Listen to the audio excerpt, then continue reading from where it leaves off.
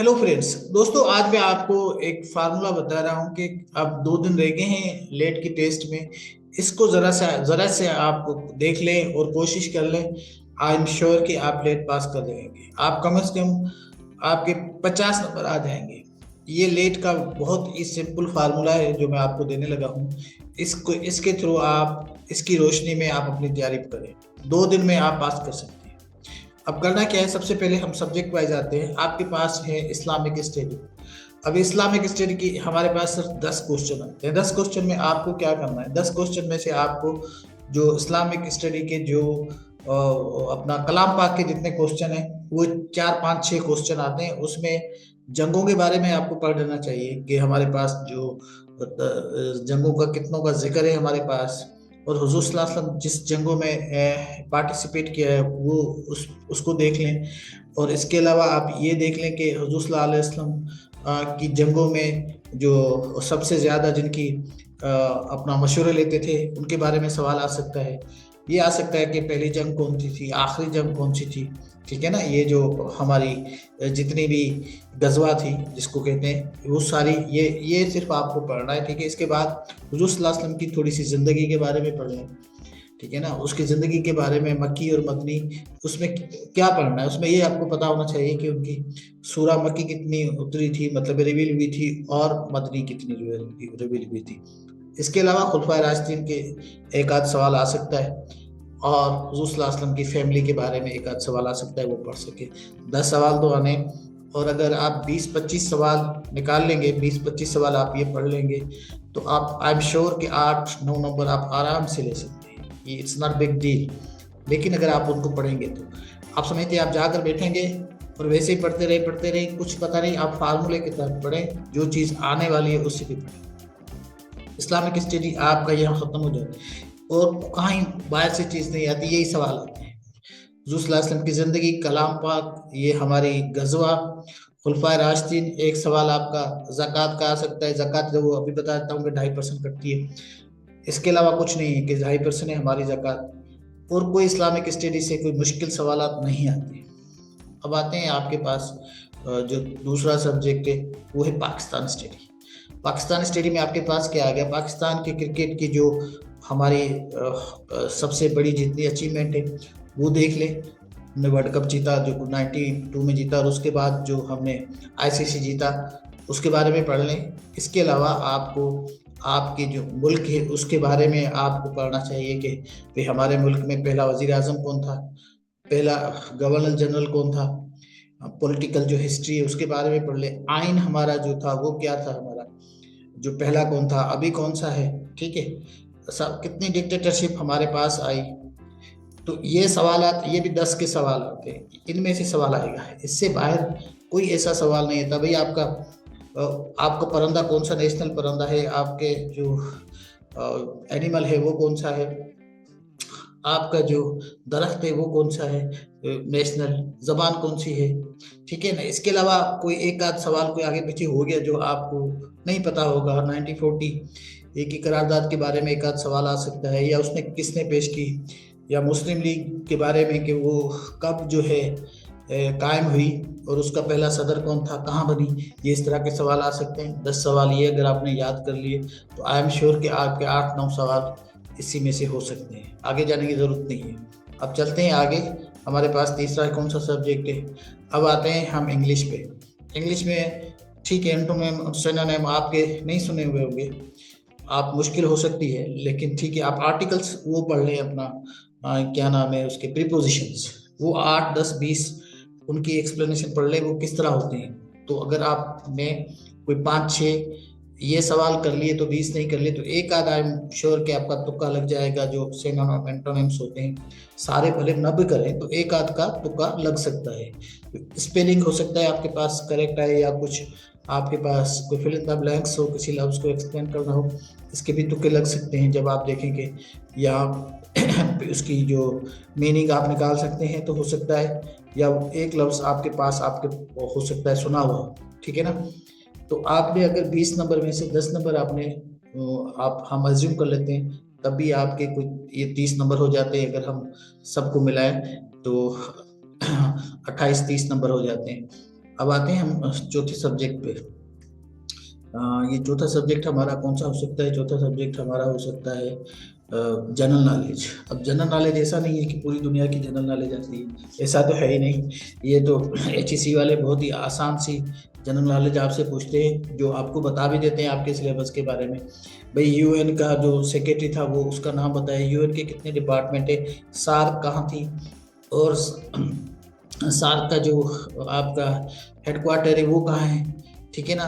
तो इसके अलावा आपके पास जो इस्लामिक कॉन्फ्रेंस है, ऑर्गेनाइजेशन ऑफ इस्लामिक, उसके बारे में आपसे पूछा जा सकता है, OIC कि उसका हेडक्वार्टर कहाँ है और कब बनी, ठीक है। ये सवाल आ सकते हैं। एक दो सवाल आपका किसी करेंसी का आ सकता है, बहुत सारी करेंसी याद नहीं हो सकती, लेकिन आप यूरोपियन और अफ्रीकन कंट्रीज की देख लें, हो सकता है कोई एक आध आपकी उसमें लग जाए। इसके अलावा कोई हो सकता है सवाल दे दें आपके पास, कोई दुनिया के रिवर के बारे में पूछ लें और किसी गेम के बारे में पूछ लें, कुछ इस तरह के सवाल। 20 सवाल है जनरल नॉलेज के। आई एम श्योर कि अगर आपने ये पढ़ लिए तो आपके 12-15 आराम से सही हो सकते हैं। हम आते हैं उसको कि इसको करना कैसे है, कि आपका माइंड किस तरह आपको अप्लाई करना है, ठीक है। अब ये हो गए आपके 5 सब्जेक्ट, तो तकरीबन आपके हो गए। अब 4 सब्जेक्ट हो गए, लेकिन अब उर्दू भी है और मैथमेटिक्स भी है। अब देखें उर्दू का जो सब्जेक्ट है इसकी सिर्फ आपके पास 10 नंबर है। अब उर्दू को आपको क्या करना है? उर्दू में तो बहुत आसान अल्फाज मुतज़ाद आते हैं, आपको पता ही है, और उसके अलावा तो आपके जमा भी आते हैं, थोड़ी बहुत इस तरह के अल्फाज आते हैं जिसकी माने आपको इडियोमेटिकली उनको ट्रांसलेट करना है, थोड़ा सा देख लें उसको। तो अगर आपके पास लेट का किताब है, या आप ऑनलाइन भी बहुत सारी चीज़ें देख सकते हैं, मेरी वीडियो आप अगर आप देख लेंगे तो उसमें भी बहुत सारी चीज़ें पड़ी हुई है। तो थोड़ा बहुत आप उर्दू को, आई एम श्योर कि 10 में से आपको 5-6 तो कहीं नहीं मिल सकती। कोई बड़ा मसला नहीं है, लेट में उर्दू को इतनी मुश्किल नहीं देते वो, ठीक है। देते हैं, कुछ सवाल होते हैं जो ग्रामेटिकल भी होते हैं। अब सबको ग्रामर नहीं आती, लेकिन जो उर्दू स्पीकिंग है, उर्दू पढ़ते हैं, उनको ग्रामर भी आती है, ठीक है ना, कोई इतना मसला नहीं है। लास्ट बट नॉट लीस्ट, अब मैथमेटिक्स से इसको सारे लोग इग्नोर कर देते हैं, सब के सब इग्नोर कर देते हैं। चलो यार, अक्सर जिनकी मैथमेटिक्स अच्छी होती है, इंजीनियरिंग वाले की बात नहीं कर रहा, लेकिन अक्सर कहते हैं कि यार ये मैथमेटिक्स बड़ी मुश्किल है, ये हम बस तुक्के ही लगाने हैं। लेकिन मैं आपसे रिक्वेस्ट कर रहा हूँ कि मैथमेटिक्स के लिए आपके पास 5 सवाल आते हैं, तो 5 सवालों में से 3 सवाल ऐसे हैं जिसको आप एक दफ़ा प्रैक्टिस कर लें, आप अर्थमेटिक कर लें, आप माइनस प्लस कर लें। मेरे पास इसकी 2-3 वीडियोज़ हैं, आप देख लीजिए मैथमेटिक्स की, आपको पता चल जाएगा कि वो अगर आप करेंगे तो 3 नंबर मिल सकते हैं। मैं 5 की बात नहीं कर रहा, मैं 4 की भी बात नहीं कर रहा, 3 नंबर आपके कन्फर्म मिलेंगे। तो जहाँ से जितने मिले, अब लोग, आज मेरे पास एक बच्ची दाखिला लेने आई थी, तो उसने कहा था कि सर मेरे कोई 48-47 नंबर है, और 3 नंबर होते तो वो भी पास हो जाती, क्योंकि उन्होंने नहीं किए। ऐसे बहुत सारे बच्चे मेरे से मिले जिनकी 49 नंबर होते हैं, तो वो भी फेल हो जाते हैं। इसकी वजह ये है कि वो फोकस नहीं रहते, मैथमेटिक्स पे फोकस नहीं रहते। कुछ ऐसी मल्टीप्लिकेशन होती है जो बहुत ही आसान होती है, करना कोई मसला नहीं है। अब इक्वेशन को आपको जो है वो सोल्व करना होता है ना, सिंप्लीफाई करना होता है।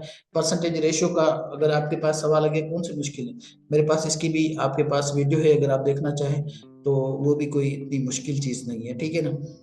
अब यही है आपके पास पूरा सिलेबस, इसी में से कोई ऐसी चीज़ नहीं है जिसने आपने इंटरमीडिएट की हो तो उससे ये सवाल नहीं हो, बहुत ही आसान है। मेरी नज़र में भी टीचर हो सकता है मुझे आसान लगती हो, लेकिन अगर आप इन पे फोकस करें इन 2 दिन में, याद रखिएगा संडे को आपकी टेस्ट है, वो आप पास हो सकते हैं।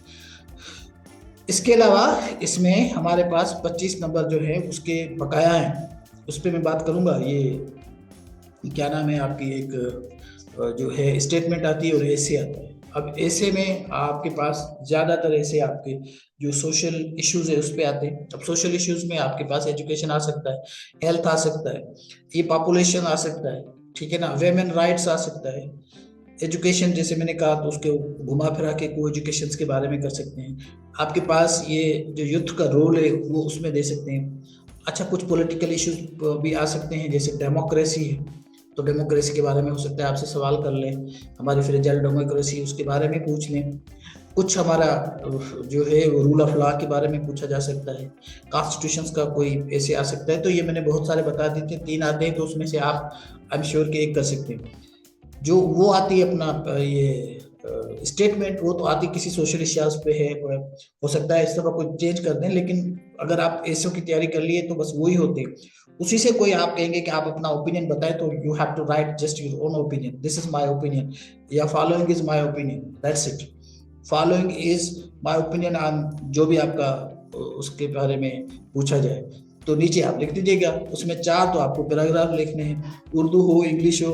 पहले इंट्रो दे दें, बॉडी में थोड़ा बहुत उसकी एक्सप्लेन कर दें, जो जो एक आध जो उनकी पॉइंट होगी, और लास्ट में आप कंक्लूजन कर दें। तो ये कोई इतनी मुश्किल चीज़ नहीं है। तो 25 नंबर में से तो अगर आपके पास 15 नंबर तो कहीं नहीं गए। अगर आपने कोशिश की 2 4 8 दफा आपने प्रैक्टिस की, तो इट्स नॉट बिग डील, ठीक है ना, कोई बड़ी गल नहीं है, बहुत आसान। अगर आज भी मैंने आपसे कहा ना कि मेरे पास बच्चे आते हैं, वो कहते हैं सर हम 4 दफा बैठ चुके हैं, फेल हो गए, और मुझे इस चीज का पता है कि 60-70% जो डेटा आता है उसमें बच्चे फेल होते हैं।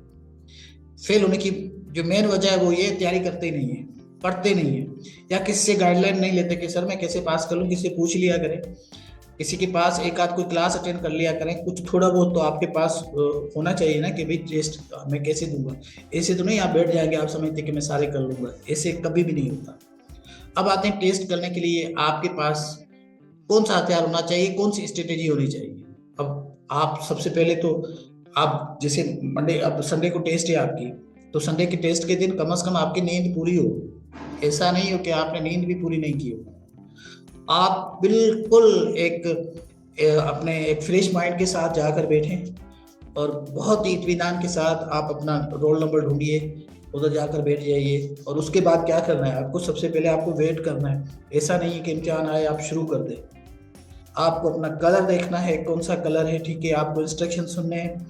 जैसे गो हेड की इंस्ट्रक्शन आती है कि अब आप शुरू हो जाए, उसके बाद आपको पेपर करना है। जितनी भी आपको नाम वगैरह कुछ चीज़ें लिखनी डालनी होती है, इत्मीनान से लिखिएगा। मैं बार बार कह रहा हूँ इत्मीनान से लिखिएगा, क्योंकि उसमें कोई मिस्टेक हो गई कलर की, किसी चीज़ की आपने कर दी, तो उसका इम्पैक्ट होता है। ये सारे जो पेपर्स हैं, ये सारे के सारे मशीन के थ्रू ही चेक होते हैं, आपके नंबर्स आपको बता दिए जाते हैं, तो ठीक है ना, कोई मिस्टेक नहीं करना। पेपर्स में जो जितने भी निशानात होते हैं उसको पूरा आपको ब्लैक करना है। ब्लैक पेपर लेकर जाइएगा, उस पूरे गोल को आपको ब्लैक कर देना है। ऐसा नहीं है कोई कुछ क्रॉस कर देते हैं, कुछ और निशान कर देते हैं, ऐसा नहीं करना, उसको ब्लैक कर देना है।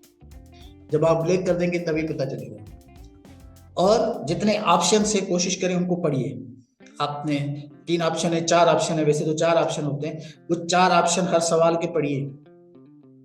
आप नहीं पढ़ेंगे तो आपको सवाल ही समझ नहीं आएगा। तो 4 ऑप्शन जब आप पढ़ेंगे, then you will be in position to, मतलब आपके जहन में जो भी हो गलत भी हो सकता है, लेकिन हो सकता है आपके सवाल जो है ना वो करेक्ट हो। लेकिन अक्सर बच्चे पढ़ते नहीं है, बस दबा दब शुरू हो जाते हैं। तो यही एक सिंपल फार्मूला है, अगर आप इसको फॉलो करेंगे आई एम श्योर कि आप पास हो जाएंगे। अगर आप नहीं करेंगे तो ये साल भी चला जाएगा आपका, 2026 में भी आप दाखला नहीं लेंगे, फिर आप लेते रहना आगे। आपकी जो टाइम है, लाइफ है, वो बहुत कम है, स्पेंड बहुत कम है। आप जितना जल्दी हो सके इनरोल हो जाए, और उसके बाद अपनी जो है ना वो क्लास ले, उसका कोई बंदोबस्त करें। So it's high time for you to get ready, और उसके बाद कॉन्फिडेंट के साथ जाकर एग्जाम दिए। आई होप कि आप पास करेंगे। Thank you.